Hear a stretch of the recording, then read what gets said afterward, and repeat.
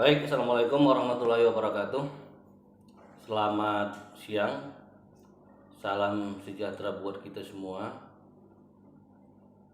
Eh, Alhamdulillah syukralillah, salata wa salaman ala rasulillah wa ala alihi wa sahbihi wa mawala. Segenap puji dan syukur sama-sama kita panjatkan kepada Allah Subhanahu wa taala. Selawat ring salam senantiasa kita hidangkan ke pangkuan utusan Muhammad sallallahu alaihi wasallam. Yang kami hormati Bapak Kepala Dispangpol Kota Losmawi beserta para kabid dan jajaran. Kami hormati Bapak Kepala BNN Kota Losmawi beserta personil yang sudah menyiapkan bersusah payah sehingga kegiatan pelatihan kompetensi dasar Satgas Anti Narkoba ini bisa berjalan dengan baik. Terisma buat teman-teman, Bapak Ibu ASN di lingkungan Pemku Losmawi yang tergabung dalam anggota Satgas Anti Narkoba di lingkungan pemerintah. Bapak Ibu sekalian, mencermati kondisi yang semakin mengkhawatirkan akhir-akhir ini terkait dengan penyalahgunaan atau peredaran gelap narkoba di Indonesia, tidak terkecuali juga di Tanah Rencong, di Aceh, lebih khususnya di Kota Losmawi, bahwa kondisi-kondisi demikian telah membuat semua kita menjadi khawatir. Presiden Republik Indonesia Bapak Joko Widodo mengatakan bahwa Indonesia dalam kondisi darurat narkoba. Hal ini bisa dilihat dari beberapa situasi yang dihadapi sekarang. Yang pertama adalah letak geografis, ya. Indonesia yang terdiri dari beribu-ribu pulau yang memiliki luas atau panjang bibir pantai cukup luas.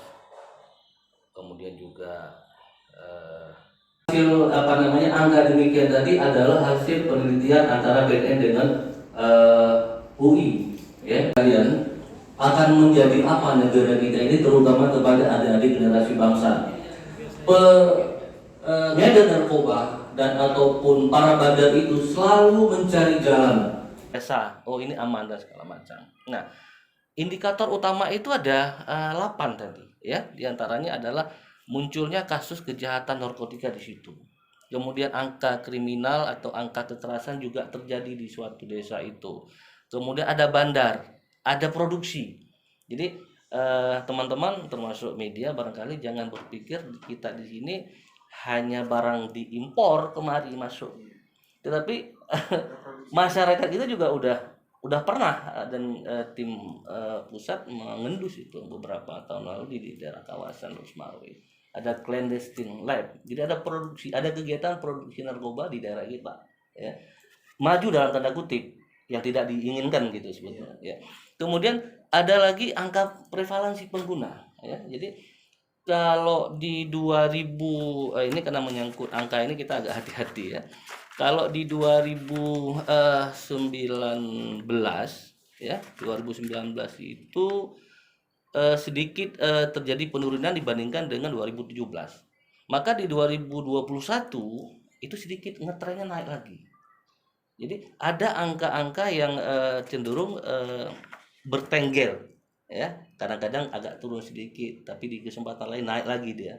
Ini kawasan-kawasan dianggap berbahaya, ya.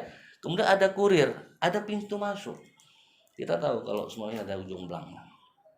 Dan itu pernah dibongkar lebih kurang 50 kilo, luar biasa sekali. Itu berapa jiwa itu, berapa juta jiwa itu yang kalau terpapar dengan 50 kilo itu akan sengit, ya, akan sengit, ya, dalam tanda kutip, ya. Nah, ditambah lagi dengan kriteria-kriteria pendukung yang faktor 5 tadi, misalkan ada banyak lokasi hiburan.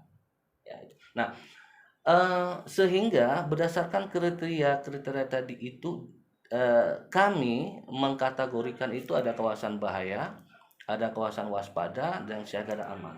Nah, pendekatannya yang menjadi permasalahan nantinya. Kalau pada kawasan itu berbahaya, maka pendekatannya itu eh, terintegrasi. Ada pencegahan masuk ke situ. Pemberdayaan masyarakat juga kroyok. Kemudian rehabilitasi juga bermain. Kemudian pemberantasan juga di situ memata-matai. Jadi semua fungsi-fungsi yang ada di BNN itu main di suatu tempat yang dianggap itu adalah berbahaya. Tetapi kalau kondisi aman